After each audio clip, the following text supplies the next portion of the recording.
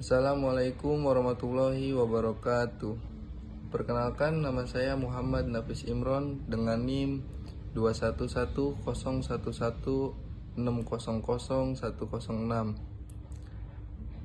kelas 03 PEE 001, Prodi Pendidikan Ekonomi, Universitas Pamulang.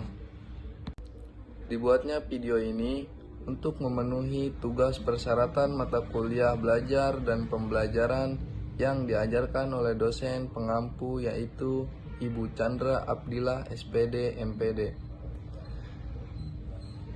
Sebelum saya akan membahas tentang quantum teaching, namun sebelum itu saya akan mengulas dan mengingat kembali materi sebelumnya, yang dimana pada pertemuan sebelumnya membahas tentang metode pembelajaran kooperatif.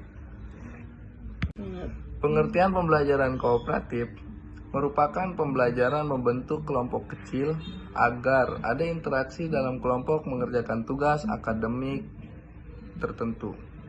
Unsur penting dalam model pembelajaran kooperatif adalah adanya siswa, tujuan yang akan dicapai, aturan pembelajaran dan upaya belajar setiap anggota kelompok.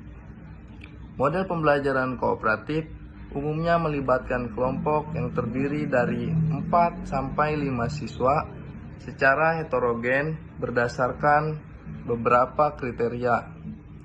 Kriteria pembentukan kelompok antara lain berdasarkan kemampuan akademik, minat dan bakat jenis kelamin, ras, dan lain-lain. Adapun ciri-ciri model pembelajaran kooperatif. 1. Menerapkan pendekatan student-centered. Guru sebagai fasilitator, motivator, evaluator. Adapun yang kedua, menerapkan strategi pembelajaran group learning sehingga siswa saling berinteraksi dan saling membantu sesama lainnya jika ada yang mengalami kesulitan. Yang ketiga, metode pembelajaran utama yang digunakan adalah diskusi. Metode ini berfungsi untuk melatih kemampuan siswa untuk mengutarakan pendapatan dan gagasan siswa. Nah, baik. Sekarang saya akan menjelaskan materi tentang quantum teaching. Pengertian quantum teaching adalah sebuah metode belajar yang dinamis dengan melakukan interaksi bersama siswa. Guru dituntut untuk selalu melibatkan mereka dalam pembelajaran sebagai subjek, bukan objek. Tujuannya agar tercipta kegembiraan dalam belajar. Selain itu, siswa menjadi lebih percaya diri dalam mengutarakan pendapatannya di dalam kelas. Metode ini berpegang teguh pada pedoman bawalah dunia siswa ke dunia guru dan antara dunia guru ke dunia siswa. Berdasarkan atas tersebut, suasana yang interaktif adalah goal utama yang harus dicapai oleh guru. Selanjutnya, karakteristik model pembelajaran quantum teaching. Pembelajaran quantum teaching memiliki karakteristik umum yang dapat menetapkan dan menguatkan sosoknya. Beberapa karakteristik umum yang tampak membentuk sosok pembelajaran quantum teaching sebagai berikut. 1. Model pembelajaran quantum teaching berpangkal pada psikologi kognitif, bukan fisika kuantum. Yang kedua, model pembelajaran quantum teaching lebih bersifat humanistis, bukan positivistis, empiris, hewanistis, dan nativitis. Yang ketiga, model pembelajaran quantum teaching lebih bersifat konstruktivitis, bukan positivitis, empiris, behavioristis, dan naturasionistis. Yang keempat, model pembelajaran quantum teaching berupaya memadukan, mengintegrasikan menyinergikan, dan mengkolaborasikan faktor potensi diri manusia selaku pembelajar dengan lingkungan, fisik dan mental sebagai konteks pembelajaran. Yang kelima, model pembelajaran quantum teaching memusatkan perhatian pada interaksi yang bermutu dan bermakna, bukan sekedar transaksi makna. Nah, selanjutnya di sini langkah-langkah metode quantum teaching. Yang pertama, segalanya berbicara. Yang dimaksud dengan segalanya berbicara di sini adalah menjadikan segala sesuatu yang ada di sekitar lokasi belajar sebagai penunjang materi yang disampaikan. Apapun hal yang ada di lingkungan belajar akan memberikan makna tentang belajar. Yang kedua, segalanya bertujuan. Segala hal yang terdapat di lingkungan belajar mempunyai tujuan, mulai dari guru yang menyapa, guru yang mengajar, media dan alat yang digunakan semua memiliki tujuan yang jelas. Yang ketiga, pengalaman sebelum pemberian nama. Otak akan berkembang pesat ketika mendapat rangsangan yang menggerakkan rasa ingin tahu. Jadi, setiap kali akan memperkenalkan materi baru kepada siswa, biasakan untuk memberi rangsangan pada siswa. Rangsangan dapat berupa aktivitas sehari-hari yang menempatkan siswa sebagai subjek.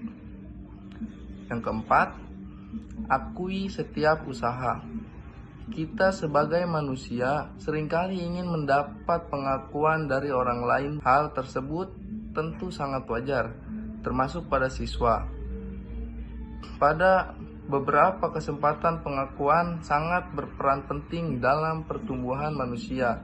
Jadi, ketika siswa ikut serta secara aktif dalam pembelajaran, akuilah proses belajar yang telah dilakukan. Pengakuan yang kita berikan nantinya mampu meningkatkan kepercayaan diri mereka. Yang kelima, jika layak dipelajari, maka layak pula dirayakan. Setelah memberikan pengakuan pada siswa, tidak ada salahnya untuk melakukan perayaan. Perayaan setelah mencapai sebuah tujuan, pembelajaran tertentu sangat asik untuk dilakukan. Terlebih bagi siswa yang butuh banyak dukungan moral. Pujian atas usaha belajar, tepuk tangan ketika tidak pernah bolos sekolah, dan apresiasi lainnya akan membuat mereka menjadi lebih semangat. Kelebihan dan kelemahan model pembelajaran quantum teaching dapat dijabarkan sebagai berikut. Kelebihan pembelajaran quantum teaching yang pertama, dapat membimbing peserta didik kerah berpikir yang sama dalam satu saluran pikiran yang sama. Yang kedua, karena quantum teaching melibatkan siswa, maka saat proses pembelajaran perhatian murid dapat dipusatkan kepada hal-hal yang dianggap penting oleh guru, sehingga hal yang penting itu dapat diamati secara teliti. Yang ketiga, proses pembelajaran menjadi lebih nyaman dan menyenangkan. Yang keempat, siswa dirangsang untuk aktif, mengamati, menyesuaikan antara teori dan kenyataan. Yang kelima, karena model pembelajaran quantum teaching membutuhkan kreativitas dari seorang guru untuk merangsang keinginan siswa untuk belajar. Kelemahan model pembelajaran quantum teaching. Yang pertama, model ini memerlukan kesiapan dan perencanaan yang matang, di samping memerlukan waktu yang cukup panjang, yaitu yang mungkin terpaksa mengambil waktu atau jam pelajaran lain. Yang kedua, fasilitas seperti peralatan, tempat dan biaya yang memadai tidak selalu tersedia dengan baik. Karena yang ketiga, karena dalam metode ini perayaan untuk menghormati usaha seseorang, siswa baik berupa tepuk tangan, jentik jari, nyanyian, dan lain-lain. maka dapat mengganggu kelas lain.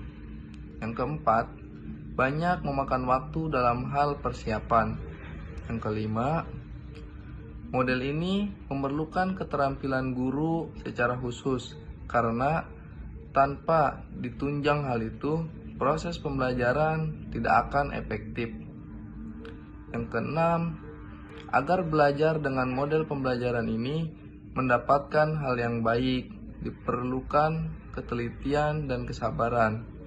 Namun, kadang-kadang ketelitian dan kesabaran itu diabaikan sehingga apa yang diharapkan tercapai sebagaimana mestinya. Untuk melatih kemampuan siswa untuk mengutarakan pendapatan dan gagasan siswa.